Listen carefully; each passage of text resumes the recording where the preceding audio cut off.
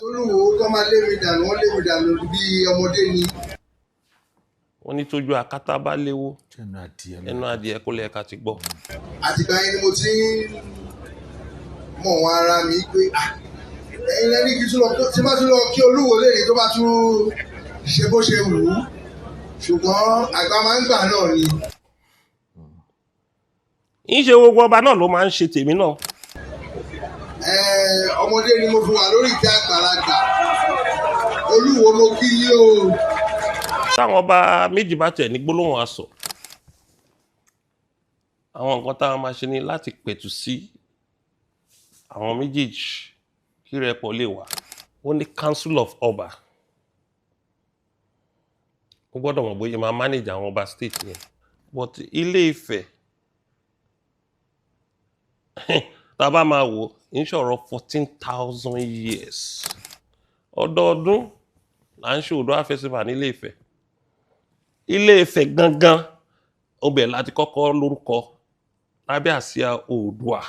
Gbogbo nǹkan tá a nílé ní ẹgbẹ́ Odùduwà ló fún mi. Ṣùgbọ́n Ọ̀yọ́ ló wá fún mi ní ipò tí mo fi wá ríṣẹ́ ilẹ̀ Yorùbá ṣe dáadáa.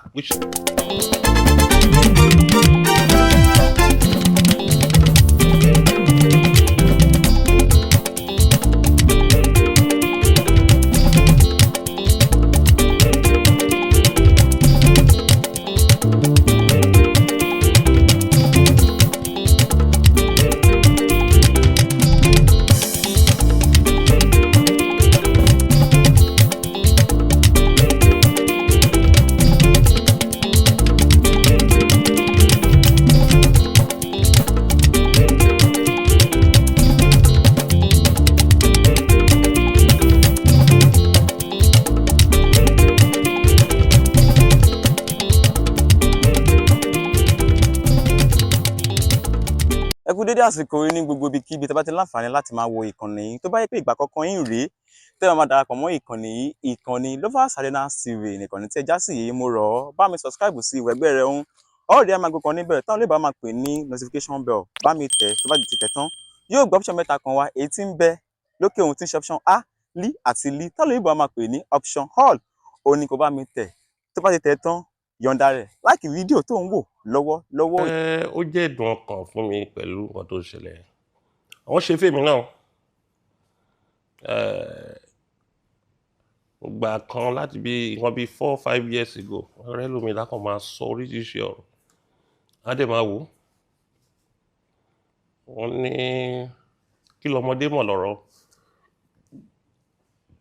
Àwọn ẹlẹ́dà kan wà tó yẹ pé àkàndá ni. Ó gbọ́dọ̀ máa sọ̀rọ̀ burúkú sí ẹlẹ́dà ẹnìyẹn. Ọlọ́run á bínú sẹ́niyẹn. Àwọn tó nílé ayé á bínú sẹ́niyẹn. Ká máa sọ pé ipò tó bá ti wà. Ṣùgbọ́n torí pé ẹlòmíì fẹ́ ní unnecessary followers. Ẹlòmíì fẹ́ blog kó lè fi pawó àbí wọ́n ràn. Torí tí wọ́n náà bá rí tẹ́lòmíì bá ń sọ̀rọ̀ àwọn kí wọ́n ràn sẹ́niyẹn. Iṣẹ́ wo ló ṣe? Journalism ẹ̀yàn fi máa ń tètè popular jù. Ṣùgbọ́n journalism ní ìṣẹ̀dá. Tó o bá ṣe on the basis of objective, kẹ́ni ẹ tó kú ògo ẹ̀ á sink. Ṣùgbọ́n tó o bá ṣe on the basis of objective, ògo ayérayé ni fún ẹni tó bá ṣe profession yẹn. Torí ògo tó ń tan ìràwọ̀ yàn ní journalism. Tọ́n bá ní ẹni tó máa kọ́ ń tan ìràwọ̀ yàn jù lágbàáyé, oníwèé ìròyìn ni o. Wọ́n bá dẹ̀ ní ẹni tó lè kọ́kọ́ bá tìyàn jẹ́ jù láyé, oníwèé ìròyìn ni. Kò dẹ̀ sí ẹni tó ní ògo láyé yìí. Oníwèé ìròyìn ni tíṣà ẹ̀ o. Ìwọ tó lógo yẹn bí tó ti ń wá ògo yẹn tó ti fẹ́ di ògo yẹn tó fẹ́ maintain ògo yẹn, student ló jẹ́ lábẹ́ oníwèé ìròyìn. Torí nǹkan tí oníwèé ìròyìn bá sọ nípa ẹ̀, òun láyé máa believe. Òun náà fi pè ọ́ ní fourth estate of the realm. Wọ́n ti pè wọ́n ní mirror of the society. Nǹkan tí àwọn Jew fi ń control gbogbo àgbáyé, media ni. tó fi ń control gbogbo àgbáyé tó fi ń create perception media ni ẹ̀rí pa àwọn Arab náà ti ń gbìyànjú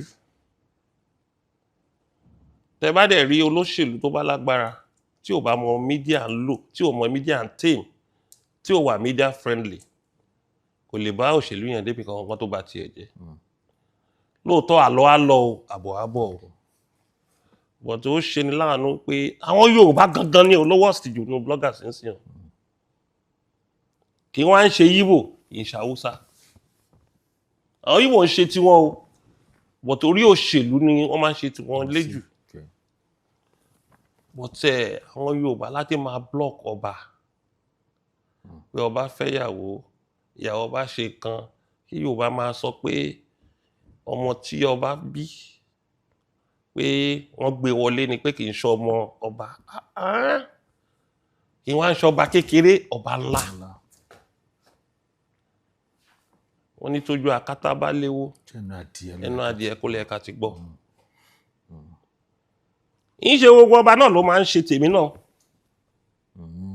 dáadáa àwọn míì wà dé pé màá rí pé wọ́n lè ra sí mi bọ́tẹ̀ màá máa wò pé tradition tó pa wá pọ̀ gbé wọ́n manage mi èmi náà manage wọn wọ́n kẹ́yìn wá jẹ́ blogger kó bẹ̀ sí destroy ilé adé ilé aládé ẹni tó ń destroy ilé aládé ó ti destroy ìrandíran ẹ̀ torí àwọn ìṣẹ̀dá oyè yẹn àwọn rúmọlẹ̀ tó so ìlú yẹn ká ìkan abínú àṣepè ìlú mi wà tẹ́ pé bẹ́ẹ̀ ṣe rí yẹn àwọn Muslim á pè ní màlẹ́kà àwọn míì á pè ní spirit nínú Christian but Yorùbá máa ń pè ní rúmọlẹ̀ kò sí ìlú kan tó wà láyé ìtẹ́ pé kò ní ìlú yẹn ó kéré jù wá ní rúmọlẹ̀ tó àwọ̀ 30 kò dẹ̀ sí bí ọba yẹn ṣe wọ́ọ̀sì tó ẹyọ kan á máa tẹ̀lé lẹ́yìn ọba yẹn kò ní rí tá máa tẹ̀lé àfi tó wáyé pọ̀ ọba yẹn ti ṣe alálẹ̀ ìlú yẹn pátápátá wọ́n kàn sọ di kòròfo tí nǹkan kan ò tẹ̀lé lẹ́yìn bí ò bá wá tẹ̀lé lẹ́yìn ìwọ tó fẹ́ bà orúkọ ẹ̀ jẹ́ torí ìdájọ́ ọba ò sí lọ́wọ́ èèyàn ọwọ́ Ọlọ́run àtàwọn tó nílé ayé ni o a sọ pé ọba kọjá òfin o kò sẹ́ni tó kọjá òfin o ṣùgbọ́n kì í ṣe pé ọmọ Yorùbá gidi láti máa wá bà orúkọ ọba jẹ́ táwọn ọba méjì bá tẹ̀ ní gbólóhùn asọ̀ àwọn nǹkan táwọn máa ṣe ni láti pẹ̀tù sí àwọn méjèèjì kí rẹpọ̀ lè wà kì í ṣe pé ká máa dákun ẹ máa pe Aláàfin lórúkọ ẹ máa pe Ọọ̀ni lórúkọ nítorí kíni wọ́n bá tẹ̀ rán ẹníṣẹ́ ẹrú wà fi tọmọ jẹ àwọn gbogbo kan tẹ́ ń ṣe yìí ló ń wọnú ó yàtọ̀ sáyé àtijọ́ tó kan sọ̀rọ̀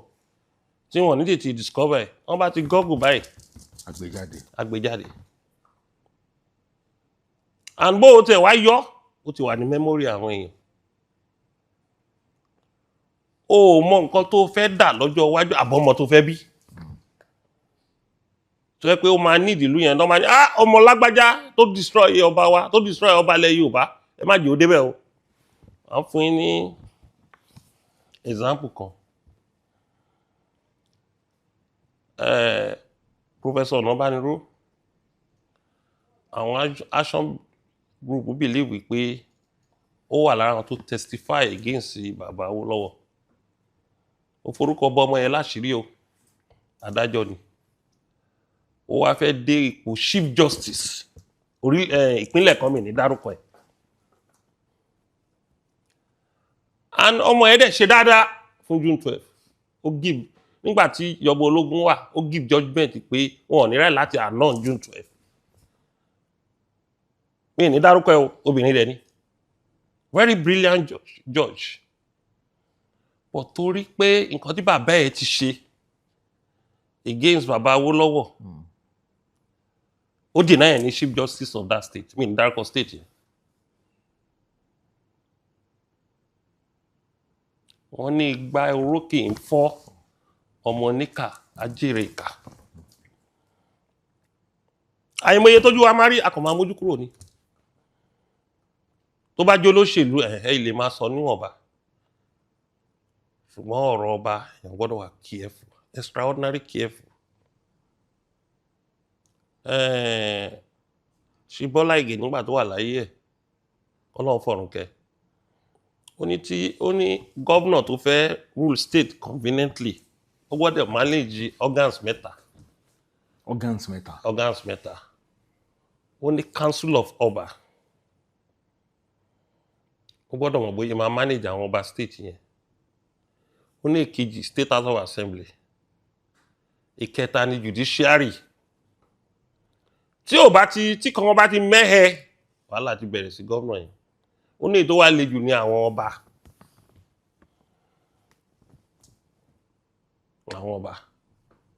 So kò sílùú tó kéré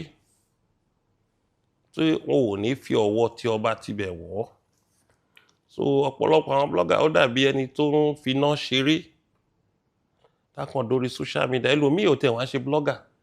a kàn lo Facebook a kàn sọ̀rọ̀ ọ̀rọ̀ tó lágbára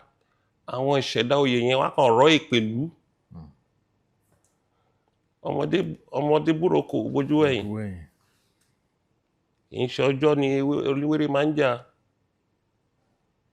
Ìgbà tó bá ti sinmi làwọn rúmọlẹ̀ àgbẹ̀sán.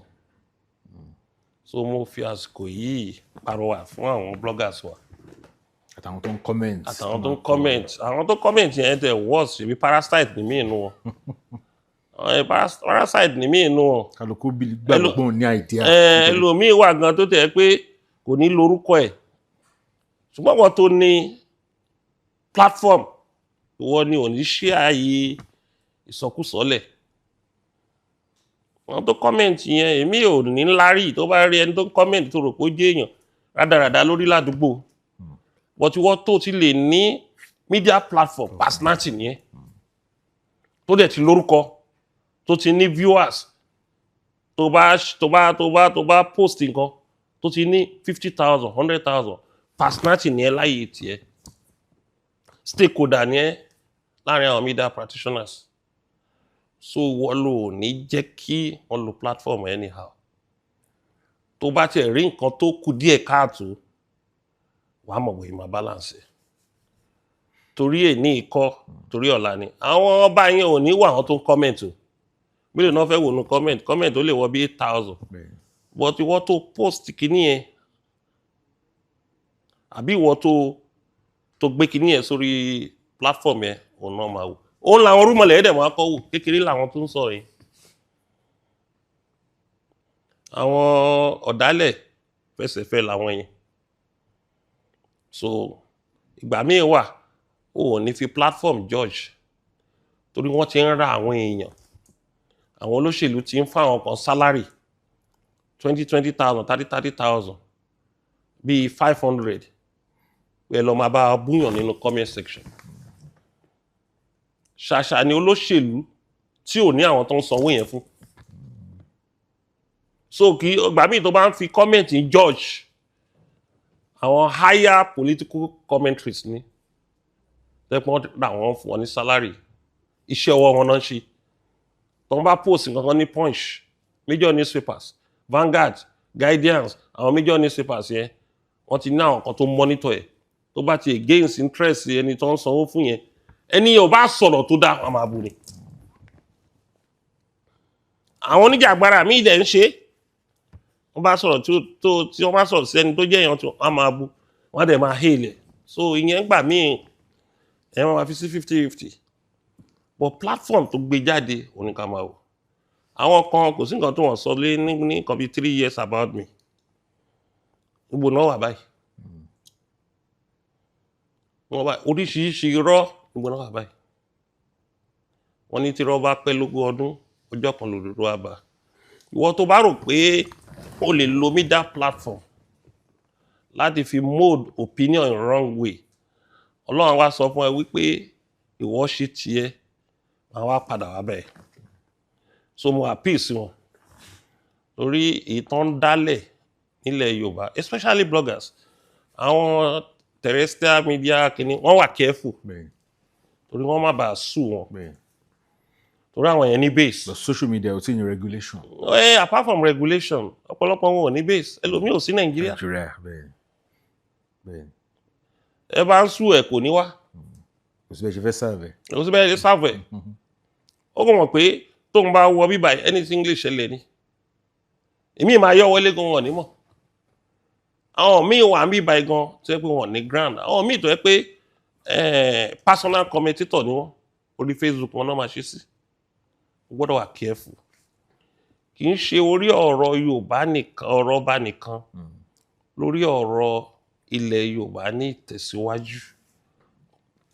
lórí ọ̀rọ̀ ọ̀tàn kan máa mislead àwọn public ẹlòmíì wà kì í ṣe pé wọ́n attack àwọn ọba ó mislead àwọn èèyàn lórí ìtàn ilẹ̀ Yorùbá. Ó dẹ̀ mọ̀ kó ń mislead. Ó dẹ̀ mọ̀ ọmọ yes wọ́n sanwó ẹ̀ fún ni ó mislead àwọn èèyàn tẹ́kọ̀ ń give false information ṣe mọ̀ pé ẹni tó bá lọ́kọ̀ tẹ́ bá lọ wà àwọn ọmọ nílẹ̀ àwọn àpàtàn ni ìtàn burúkú kò ń pẹ́ wọn á pàtàn yẹn wọ́n á kàn ní ẹ̀ wọ́n á create ẹ̀ ẹ̀rọ pé ẹ̀ wo fíìmù ni kí ni ẹ̀ náà ti ṣẹlẹ̀ lórí ìtàn ilẹ̀ Yorùbá báyìí wọ́n á wò báyìí pé rubbish ò lè. Àwọn nǹkan tó ń kọ́ wa nígbà táwọn primary school ó ti yàtọ̀ sí nǹkan tá à ń gbọ́n sí àti ẹ̀mọ́ tá a fẹ́ bí. Deliberately wọ́n dẹ̀ gbé sórí social media. Ẹ sọ nǹkan kan lẹ́ẹ̀kan wípé àwọn tó wà ní òkè ọ̀yà Haúsá Fúlàní àwọn ò dàbí tiwa mo rí i pé lóòótọ́ ni tá a bá ń sọ̀rọ̀ nípa pé ká máa tútọ̀ kọ máa tútọ̀ pa kí àwọn aráàlú wa máa bẹnu àtẹ́ lu àwọn emirs kò kí ń ṣẹlẹ̀ ńbẹ̀ ibi náà ni. Ó ṣẹlẹ̀ àwọn náà dẹ̀ wà lórí social media bọ́ wọn fi wá ṣe yẹ̀yẹ́. Wọ́n bẹnu àtẹ́ wo sáwọn ẹni yàtọ̀ sí emir Borno tó ti wà existent as an empire ti di wá dẹ̀ jùlọ. Sokoto 1804 ni bí Satan ṣe lágbára tó yẹn 1804 náà wọ Nàìjíríà 1804 ni àwọn middle belt náà gan ló wá fẹ́ pìtàn kò ju 15th-16th century lọ but Ilé Ifẹ̀ tá bá máa wò ń ṣọ̀rọ̀ 14,000 years 14,000 years Ifẹ̀ kẹta nìyẹn Ifẹ̀ ò dáyé Ifẹ̀ òye Ifẹ̀ afẹ̀lúbẹ́bẹ́ wọ́n ní kẹta táwa yìí Ọ̀yọ́ dẹ̀ rí 12th century Ọ̀yọ́ empire 12th century even gan àwọn ìlú kan wà àwọn ìlú tó pọ̀ kí Ọ̀yọ́ tó wà wọ́n pọ̀ ọ̀tọ̀ Ọlọ́run kàn fún Ọ̀yọ́ ní ògo ni àti pé ìlú jagunjagun ni tán fi ní empire torí Ọ̀yọ́ ló ti jẹ́ kí ilẹ̀ Yorùbá spread pẹ̀lú ogun tán jà wọ́n Togo àwọn náà ti lọ defend Yorùbá wọ Ghana onínàná and ẹlòmíì bá ń sọ̀rọ̀ Ààrẹ Ọ̀nà Kakanfò wá sọ díẹ̀ nígbà tá a ṣe Kakanfò festival ẹlòmíì akọ̀ máa sọ akọ̀ rẹ̀ ẹlòmíì ọba mi gan akọ̀ wá ìbọn bá ní wọ́n ti ẹlòmíì ti gbàgbé pé ọba jagunjagun l'Ààrẹ Ọ̀nà Kakanfò torí tí ò bá ń ṣọba kí ló tó bá fẹ́ jẹ Kakanfò ó gbọ́dọ̀ wọ ìpèbí bàbá Bishop Ládìgbòlù in tó jẹ ààrẹ ń gbà yẹn pé ààrẹ designate 7 days 14 days wọ́n fi máa ń ṣe ìpèbí Kakanfò pé ṣùgbọ́n torí pé báyé dayé ọ̀làjú kábíyèsí sọ pé káwọn gé sí 4 days wọn náà wọn máa rush ẹ o. Bàbá Ládìgbòlù ló sọ. Bàbá Ládìgbòlù. Bàbá ẹ mọ̀ tán lẹ Yorùbá bí tẹ́yọ̀ bá fẹ́ kọ ìtàn ààrẹ kẹ́ lọ bá bàbá yẹn ó mọ̀ tán gan tó bá dẹ̀ wá sùn ó ò lè sùn Yorùbá pé ìmọ̀ wà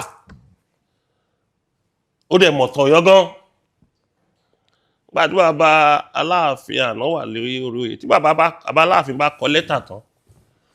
nígbà míì tó bá pẹ́ lẹ́tà tó lágbára gan láti pé Bishop Ládìgbò kó wá wo lẹ́tà yẹn náà wọ́n wá fojú ní àyẹ̀wò bàbá yẹn vast gan bàbá Aláàfin Adéyẹmí a ní kó tí wo lẹ́tà yẹn tó bá ti wò tán o bàbá tí lè fi nǹkan kún kábíyèsí lè fi nǹkan kún so Bishop Aládìgbò ló wá ní àwọn arọ́ọ̀ṣẹ́ ni o ọjọ́ 7 ni minimum torí àwọn ti make up mind àwọn pẹ̀lú kábíyèsí àtọ̀yọ́mèsì pé Kakanfò tó bá máa jẹ́ ń sìn traditional Kakanfò ni. Kò ń ṣe decorative. Wọn kò máa nípe decorative traditional nípe decorative. But ṣé ẹ bẹ̀rù gbà yẹn torí pé a ti gbọ́ nù tán pé the 14th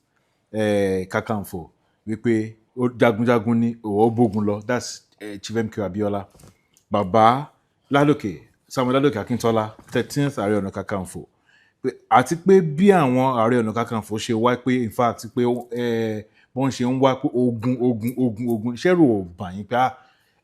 nǹkan ńlá náà fẹ́ gbé sí. Ó gbẹ̀yàn ló mọ̀ pé ẹni tó bá jẹ́ jagunjagun inú kó jagun kó níyì àbí kó gbógun lọ́nà ni. Ẹ ń sọ̀rọ̀ Kakanfò àwọn balógun ìlú ń kọ́. Ìlú wo ló wà tí ò ní balógun oyè ńlá ni balógun lù. Ṣé wọn pé balógun Ẹ̀gbá ni second in command Aláké bí ipò Aláké ṣe lágbára tó yìí second in command. Balógun Ẹ̀gbá náà ní àwọn olóyè tiẹ̀ ó ní àwọn ẹ̀ka lábẹ́ olóyè. Even Olóòdẹ Ìbàdàn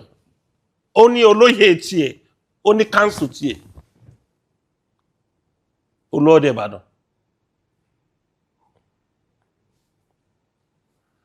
Igbákejì ọba Iléṣà ó ní olóyè tiẹ̀ níwọ̀nba Báṣọ̀run Ọ̀fọ̀yọ́ olólóyè tiẹ̀. So Ààrẹ Ọ̀nà Kakanfò náà ní. Olóyè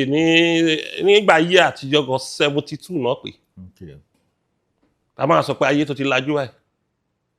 Ààrẹ Ọ̀nà Kakanfò bá lóyè ṣó nìkan ló máa lọ jagun ni ṣé wọn pé ẹ máa jókòó meeting council of war tí Aláàfin bá ti fún yín ní instruction tí Aláàfin tó bá ti approve pé lọ jagun yìí ẹ̀yin náà máa ṣe meeting council of war ọ̀tún òsì gbogbo yẹn ló 16 gan ni tradition lẹ́yìn 16 àwọn yòókù honorary. Àwọn Kakanfò náà ti wá ní traditional 16 chiefs wọ́n ti wá ní honorary. Okay. Bàbá Ààrẹ Ọ̀nà Kakanfò ní Ìbàdàn yìí bàbá Aṣubiaró Látòṣà ṣé wọ́n pé ó ní ọ̀tún tóyè jẹ ó ní ọ̀tún Òjó Aburúmàkù ẹ̀wọ̀n bó bá tró Òjó Aburúmàkù ni ọ̀tún ló jẹ́ ọ̀tún ẹ̀ ni tí ẹ bá dẹ̀ wo tóyè jẹ tó jẹ́ bàbá Aburúmàkù ó ní ọ̀tún Àfọ̀njá. Balógun Ọdẹ́rìnlọ nínú olóyè Àfọ̀njá ni lẹ́yìn ìgbà tó jẹ olóyè Àfọ̀njá nígbà tí Àfọ̀njá kú ó wá jẹ Gbọ̀ǹkà lábẹ́ tóyè jẹ. Kò sí olóyè tó bá ń jẹ tí Kakanfò ní as a traditional warrior chief tó ẹ̀. Torí ọba lòun náà láyé tiẹ̀ ó ní ò gbọ́dọ̀ fi gbé Ọ̀yọ́ ọba ńlá àtọba kékeré ò gbọ́dọ̀ wà ní ojú kan náà Aláàfin lọba ńlá ọba kékeré ní ààrẹ Kakanfò kò gbọ́dọ̀ gbé Ọ̀yọ́ èèwọ̀ ni. Nígbà tí olórí ogun kan ní àdúgbò kan tó ń pè ní Jàbàtà tó fẹ́ jẹ tó ní máa jẹ Kakanfò láyé Aláàfin ní tó bá ti lè jẹ Kakanfò ó lè gbé lọ́yọ̀ọ́ mọ́ lè gbé lọ́yọ̀ọ́ mọ́ wọ́n àtàwọn èèyàn ẹ̀ ó náà á jẹ́ Aláàfin yẹn bá fún ní Kakanfò ó ṣe jẹ́ tán Aláàfin wa ní kó lọ wọ́n á create ìlú fún ní after Ògbómọ̀ṣọ́ ibẹ̀ ló ń jẹ́ Jàbàtà ààrẹ méjì ló jẹ́ ń bẹ̀. Tí ẹ bá dẹ̀ wo ààrẹ Kakanfò òun ní àwọn Aláàfin lò tí wọ́n fi make sure wípé existence Yorùbá dé Ghana àwọn ní Nana wọ́n dé Ghana wọ́n jagun dé Ghana.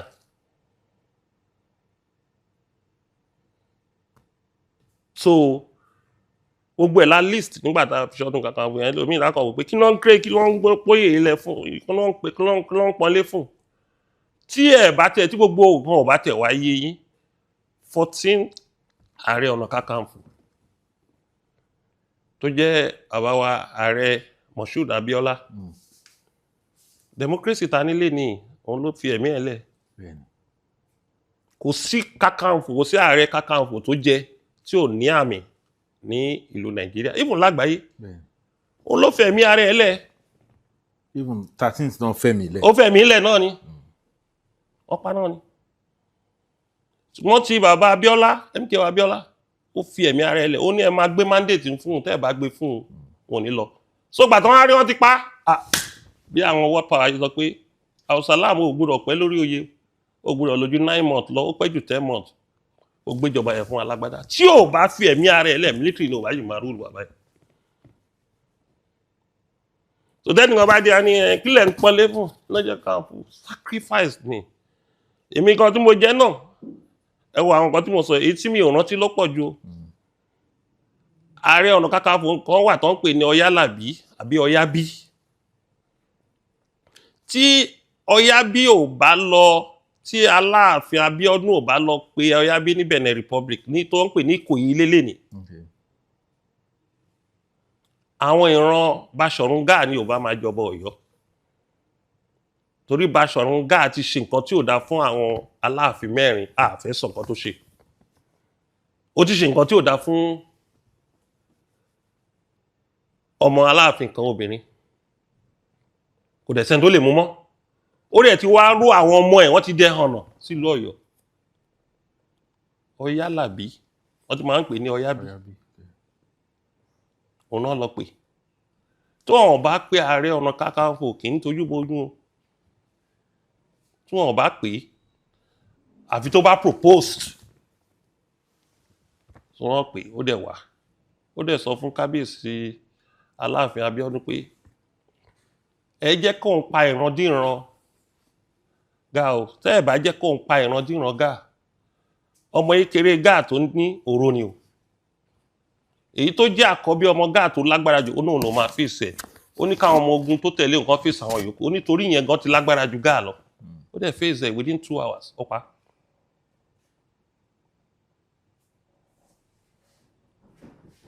mélòó ni kó tó di pé Àfọ̀njá àtàwọlẹ̀ ní ìṣù ogun làfọ̀njá lọ tí ò ṣẹ gbogbo iná ló dẹ̀ mọ̀ story nǹkan tó fa ikú Àfọ̀njá pé wọ́n ní kó lọ sí Ìwéré Ilé inú fi bí ègún dẹ̀ ti wà pé ẹni ààrẹ ò gbọdọ̀ kógun lọ sí Ìwéré Ilé ẹni tó bá kógun lọ sí Ìwéré Ilé ìgbẹ̀yìn ẹ̀ ò ní dà òun ní Àfọ̀njá wá ní kábíyèsí Àwọlẹ̀ wa sọ pé kó ń lọ forí kó ègún ni òfin ní kó ṣígbà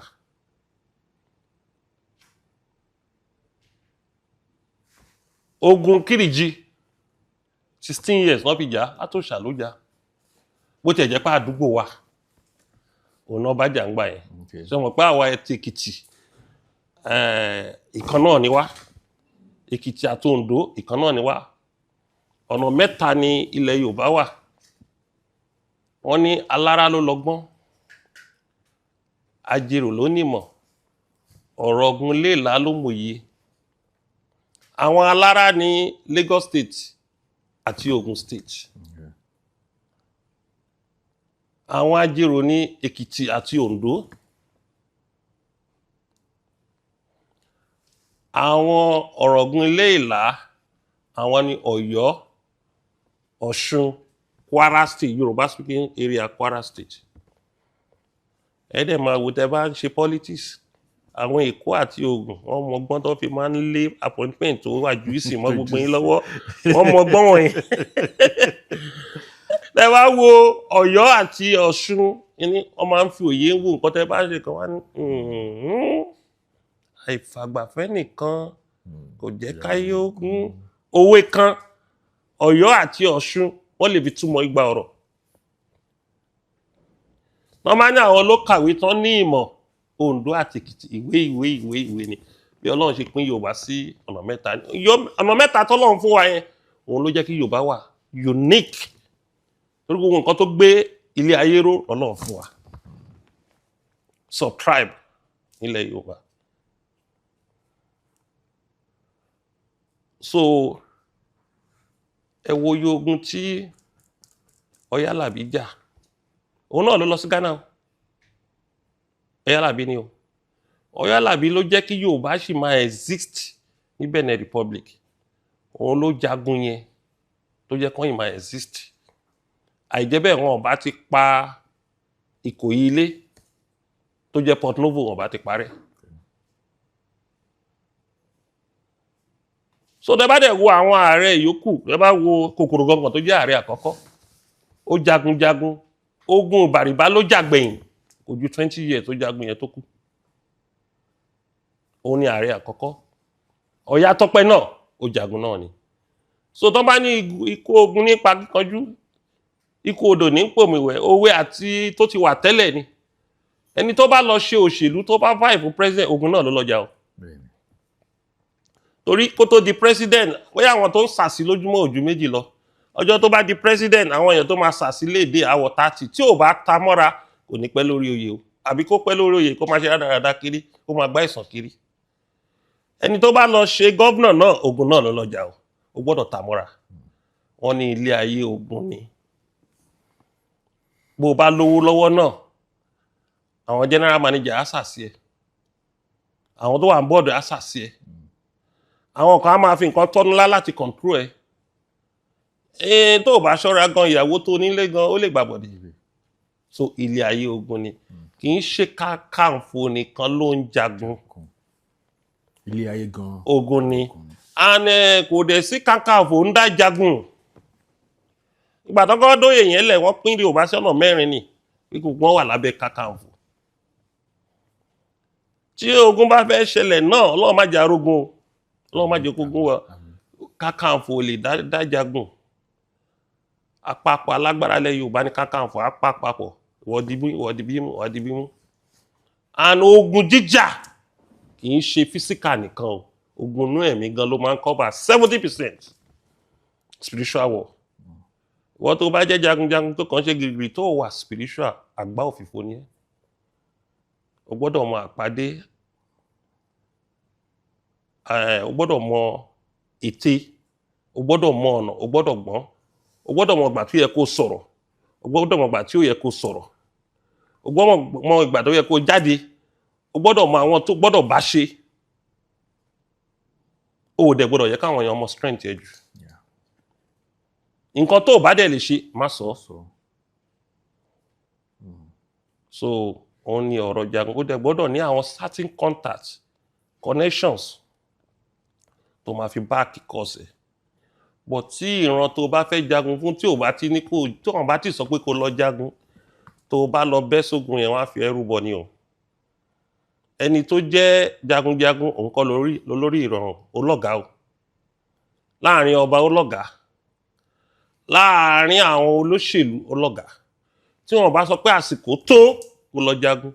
táwọn kan bá ń pè ẹ́ ní social media báwọn kan ṣe ń pè ààrẹ kí láàrẹ ń wo wọ́n wá ń sọ kí láàrẹ ń wo wọ́n fẹ́ tì ẹ́ kan bá ààrẹ arrest so ẹ gbogbo kìíní ẹ̀ lẹ́ máa ń rí gbogbo ẹ̀ láàrin ètè ní ṣẹ́ni gbogbo náà sọ̀kan yẹn wọ́n rán wọn ni ẹ tì í wọ́n ní kí láàrẹ ń wo pé àwọn kìíní kan ti àwọn Fúlàní kan ti dé wọ́n ní ẹ tì í ó lè arrest ẹ àwọn kan sọ pé ẹ ti ń gbádùn gbogbo wọn la mọ̀ gbogbo wọn láti ní intelligence report wọn pé agent lọ́pọ̀lọpọ̀ wọn ẹ tì í kó lọ dáwọ́ wú kó pa ẹnìkan káwọn ráyè lò ó pé ó pa ó take law into his own hand set up ni gbogbo bọ́ yẹn sọ yẹn gbogbo ẹ̀ lámọ̀ tó bá advice mi màá wọlé lò màá lọ wádìí ẹ̀ advice tó fún mi ṣé látọkùn ẹ ló ti wá àbí advice tó máa help mi ni àbí kò ní help mi tó bá gbà mí nímọ̀ràn tó dáa máa pè é níjọ́ kejì pé tó wá látọkùn ẹ ó ṣe o báwo la ṣe máa ṣe máa ti tún pàdé yẹn pé torí ẹ ti lọ yẹ̀ wò ó ti lọ yẹ̀ wò ṣùgbọ́n ẹni tó ń pè ẹ́ lọ́nà afẹ́fẹ́ tó o mọ̀ rí ìmí wà ń lo òyìnbó ẹ rí pé bí wọ́n ṣe ṣe primary APC tán ní 2023 yẹn gbogbo wọn dẹ̀ kó gbá wọlé wọ́n ti rí pé Tinubu ti di candidate nígbà tí Tinubu máa wọlé báyìí gbogbo àwọn tó ń pariwo yẹn àárí wọn mú mo níṣẹ́ rí wọn báyìí àwọn tó ń advice wa ká lọ jagun nìyẹn àwọn náà ṣe kọ́ọ̀sì mọ́ o nígbà tí Tinubu ti di president yìí à ń bọ̀ síbọ̀ sí ìpilẹ̀ṣẹ̀ ẹ̀yìn ò ní pè ẹ́ nínú ayélujára kó sọ pé kó lọ jagun nígbà tí ń ṣe òun ló fún ẹ lóyè ẹni tó fún ẹ lóyè ò lè kọ̀ máa ń jẹ́ pé kó lọ jagun náà àní sí nǹkan dáadẹ́ sọ fún ọ ni pé tí ìjọba bá rẹ́dì kàn pè wá rẹ́dì ìjọba ló ń control ló ń sí even àwọn ọba gan ìjọba ní influence lé wọn lórí ìjọba ló install ọba gan ò lè pàṣẹ pé kẹ́hìn lọ jagun láì ní approval wa ìjọba nú because ìjọba ló ń control security state and federal and control the federal tó o bá tiẹ̀ ní approval federal o gbọ́dọ̀ ní ti governor tó o bá ní ti governor o gbọ́dọ̀ ní ti chairman local government á bá governor sọ̀rọ̀ irú bàbá ńlá tó ń ṣẹlẹ̀ ẹ̀ ń sìn mo ń bá chairman local government yẹn sọ̀rọ̀ àjọ ń strategize ọ̀nà tá a máa gbé gbà adẹ̀ ti issue statement tí a ti call attention governor Kwara State níjọ́ Kakanfò àti sọ fún Ogi àti Kwara ẹ lọ dá nǹkan tó dàbí Àmọ̀tẹ́kùn lẹ̀ bẹ́ẹ̀ bá tẹ̀ pé lámọ̀tẹ́kùn torí North Central ní ẹ̀ ń pè yín àwọn pé ilẹ̀ Yorùbá pọ̀ láàrin yín tẹ́ bá dá nǹkan tó dàbí Àmọ̀tẹ́kùn lẹ̀ àwọn agbénipa yìí àfi tipátipá gbowó yìí wọn ò ní máa gba Niger State wọlé wá dalẹ̀ Yorùbá rú ẹ ti ń jẹ́ kí àwọn herdsmen àtàwọn criminal kan gba Kogi àti Kwara wọlé ẹ dá nǹkan replicant of Àmọ̀tẹ́kùn lẹ̀ suggestion tí mo ti make nìyẹn a good leader must continue providing solution kì í ṣe owó ògbàlà máa criticize nígbà tí president ṣáà ń fọwọ́ ra state police àwọn gómìnà náà wọ́n ti rẹ́dí ó ṣáà ń fọwọ́ ra ṣe báwọn gómìnà náà máa dọ́gbọ́n sí díẹ̀ because nǹkan táwọn gómìnà sworn in fún ni pé to protect life and property that was the first responsibility of any government. Nígbà tó bá ti ń pààyàn bíi chicken lábẹ́ àti gómìnà kí ló wá jókòó fún wọ́n ti ń bá àwọn ọmọ state ẹ̀sùn anyhow kí ló ń jókòó fún so gbọ́dọ̀ wá nǹkan kan ṣe sí ni. Okay sir nígbà tí à ń sọ̀rọ̀ Àmọ̀tẹ́kùn mo mọ̀ pé state police náà ti ń bọ̀ ní ìsìn díẹ̀díẹ̀ bí èmi ṣe rí but lórí ọ̀rọ̀ àwọn lọ́balọ́ba mo rí ìgbésẹ̀ tẹ́ gbé gbogbo ayé lórí nígbà tọ́rọ̀ yẹn kọ́kọ́ ṣẹlẹ̀ pẹ̀lú àwọn phone calls tẹ́ make at least àrí lórí ayélujára mo wá fẹ́ kẹ́ ẹ̀kàn bá mi tàn mọ́lẹ̀ sí nǹkan ó dàbí ẹni pé lójú mi àwọn ọba ládé wọn ti ń take side láàrin ara wọn kí ní ìdẹ́ ni ó lè má pè wá gẹ́gẹ́ bí ọmọ Yorùbá gẹ́gẹ́ bí Ààrẹ Ọ̀nà Kakanfò kí lẹ fẹ́ ṣe láti rí pé tó bá tiẹ̀ ní nǹkan kan láàrin ara wọn kó má hàn síta mọ́. Ọwọ́ ìjọba ló wà. Síjọba òkè àbí. Even àwọn ìpínlẹ̀ South West governor wọ́n ní role láti play. Ṣé rí tí wọ́n bá ní ìjókòó kan tí gbogbo àwọn ọba ti ń pàdé ní ẹ̀ẹ̀mejì lọ́dún tán dẹ̀ fi tactical structure sí kábíyèsí Aláàfin àtọ̀ ni wọ́n máa pàdé wọ́n dẹ̀ fún wọn ní budget ẹ̀yin méjì assign kan báyìí àwọn ọba 14 nílẹ̀ Yorùbá náà assign second layer tẹ́ wọn máa náwó yìí fún nǹkan kan báyìí tó pa wọ́n pọ̀ interest bá ti pa wọ́n pọ̀ lórí unity pé reason tá a fi create kìíní ní unity o ẹ rí i pé wọn ò ní jà mọ́ tán bá ti pè ní Yorùbá Unity Forum láyé àtijọ́ wọ́n ní council of ọba tí council of ọba ọba tẹ̀ work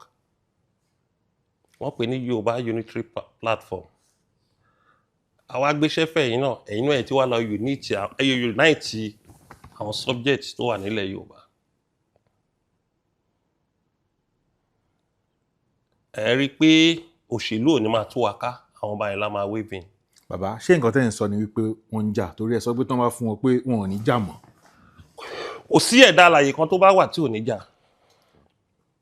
baálé ilé ló máa parí ẹ̀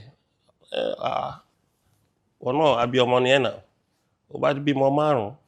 kò lè sí láàrin ọ̀sẹ̀ 2 kan má jà àwọn apárò kí ló dé rẹ̀ ń jábẹ̀ yẹn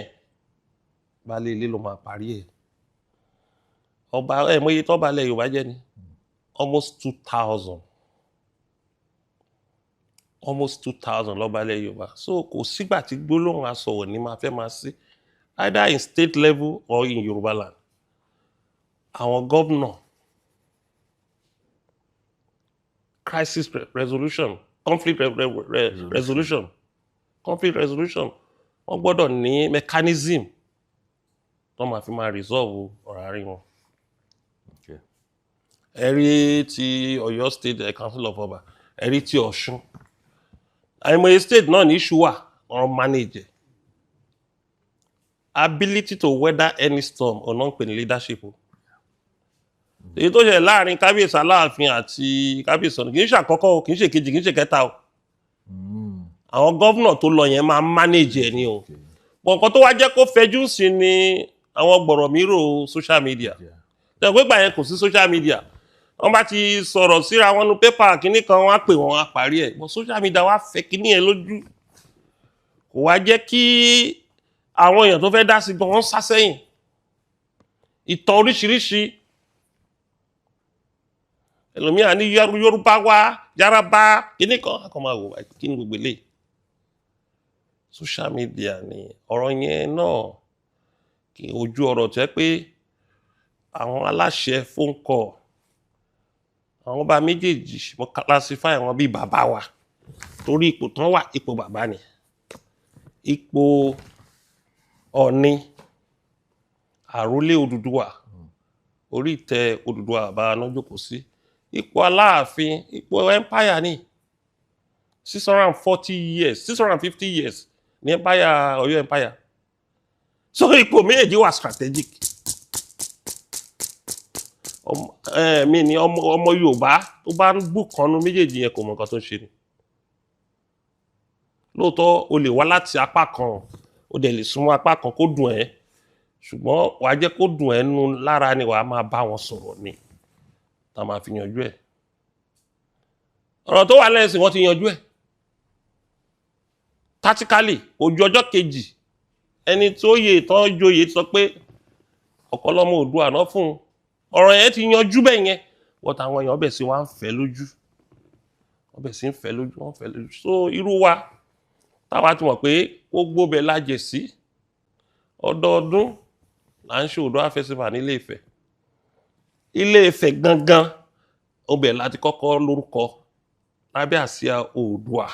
gbogbo nǹkan tá a nílé ní ẹgbẹ́ Odùduwà ló fún mi ṣùgbọ́n Ọ̀yọ́ ló wá fún mi ní ipò tí mo fi wá ríṣẹ́ ilẹ̀ Yorùbá ṣe dáadáa which Ààrẹ Ọ̀nà Kakanfò jẹ́rí pé bí ọ̀nà méjèèjì lẹ́yìn it will be a disservice for me láti take side níbi méjèèjì